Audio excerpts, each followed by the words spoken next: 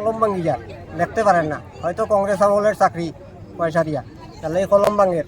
নমস্কার দর্শকবৃন্দ, আপনারা দেখছেন আজকের পড়ার সঙ্গে রয়েছি আমি সৌমেন্দ্র পাল। এই মুহূর্তের এক গুরুত্বপূর্ণ খবর নিয়ে এসেছি আপনাদের জন্য। ঘড়িতে সন্ধ্যা 6টা বাজে, কিন্তু ভোট কেন্দ্রের বাইরে দীর্ঘ লাইন। এতে দাঁড়িয়ে রয়েছেন 250 থেকে 300 ভোটার। পশ্চিম কাটিগড়ার অন্তর্গত 574 নং এলপি স্কুলের 21 নম্বর পিএসএ শুক্রবার সন্ধ্যা 6টা নাগাদ এমনই দৃশ্য দেখা যায়। ভোটার লাইনে ঘন্টার পর ঘন্টা দাঁড়িয়ে ভোট দিচ্ছেন এক মহিলা। জানিয়েছেন 3 ঘন্টা লাইনে দাঁড়ানোর পর তিনি নিজের ভোট প্রদান করেছেন। লাইনে দাঁড়ানো আরেক ব্যক্তি ক্ষোভ ব্যক্ত করেছেন। শুনুন তাদের বক্তব্য। এখন বাজে 6টা, আপনি এখন ভোট দিয়েছেন নি? কয়টার থেকে লাইনও আসলা? মানে 3 ঘন্টা লাইনও দাঁড়াইয়া এখন ভোট দিয়েছেন। দাদা আপনি কয়টা থেকে লাইনও দাঁড়াই? আমি দুইটা 55, মেবি 2:55। এখন কয়টা বাজে?